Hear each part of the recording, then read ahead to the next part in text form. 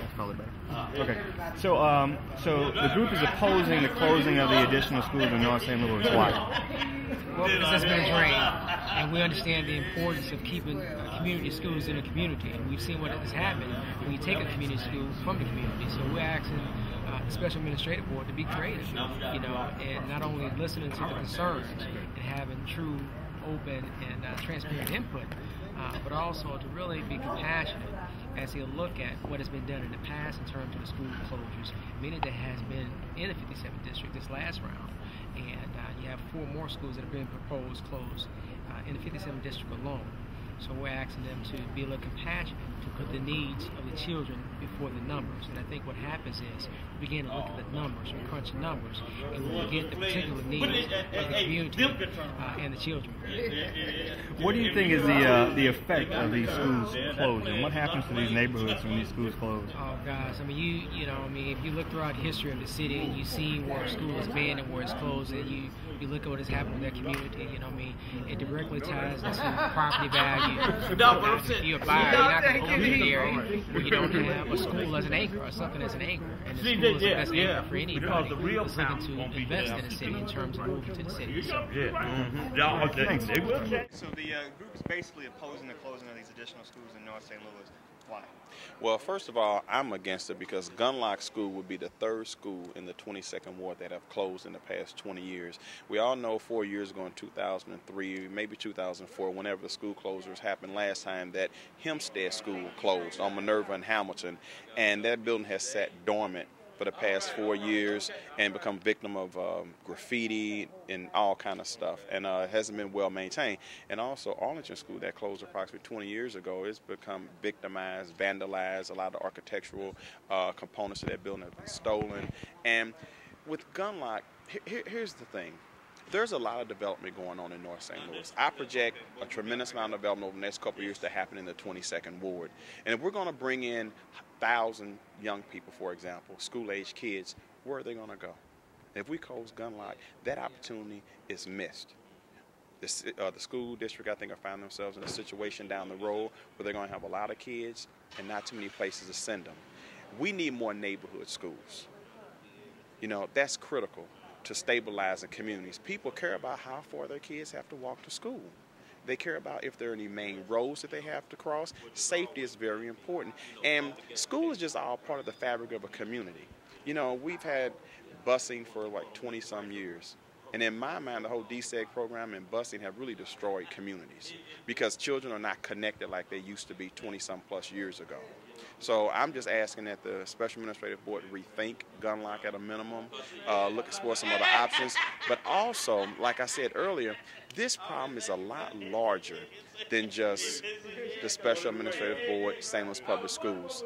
We have a responsibility as elected officials from the state level down to the city to be engaged in the process.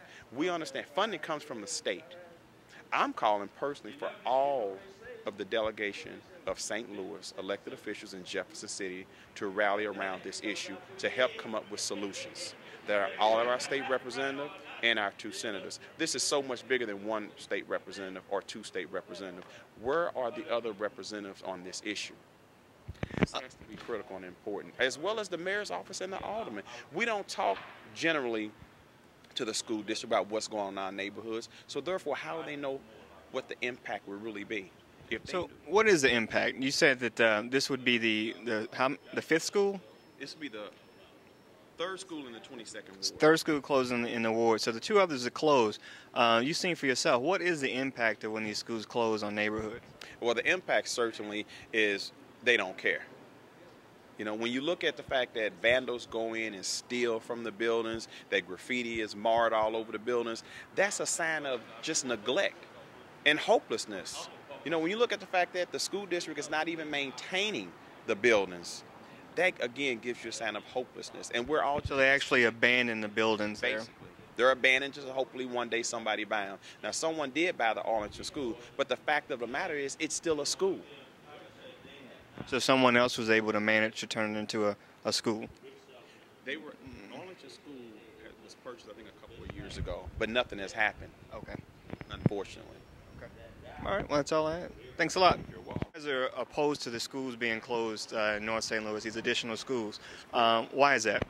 Well, you know, when you're doing a lot of development, you're trying to rebuild community. I think it's very devastating when you have school closing, when you're trying to attract new families within your community, young families, and rehabbing apartments and coming up with, you know, millions and millions of dollars of rebuilding your community by putting in new housing. You know, it's very devastating, and that's why we're very opposed to it. You know, Mitchell's is a school that's located in 26th Ward in the west end part of the city, which is located in Maple Arcade, and it's a very, very good school. And you know, we have a lot of bright students there. Students are doing very well. They have a lot of special classes that they're coming up in excellent curriculum. So you know, it's very devastating to close that school. And the last thing I think we need is to enlarge our school class, our school sizes. Once you enlarge there, that takes away the learning ability and the special attention that some students need in order to learn their curriculum.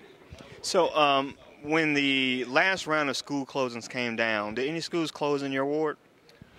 We had one site that was closed. It was located on Raymond and Maple, I believe. What was the effect of that? When you see these schools close, what's the effect on the neighborhoods of when these closings occur?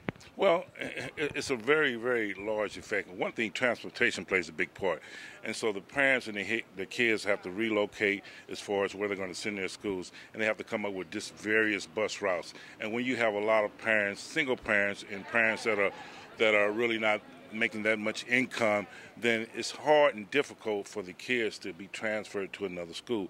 Once I think the location is set where the kids are going to catch the bus at, you know, it just really, it hurts me to see a kid that's 5, 6, 7 years old standing on a bus stop, and it's like, you know, 5:30, 6 in the morning when it's still dark outside. So that's very devastating to have those kids out in the cold, and even in the summertime when it's dark, to have them standing there all alone, or maybe with a couple other kids waiting on the school bus. All right, thanks a lot. Okay. That was quick. All right, okay, thank you.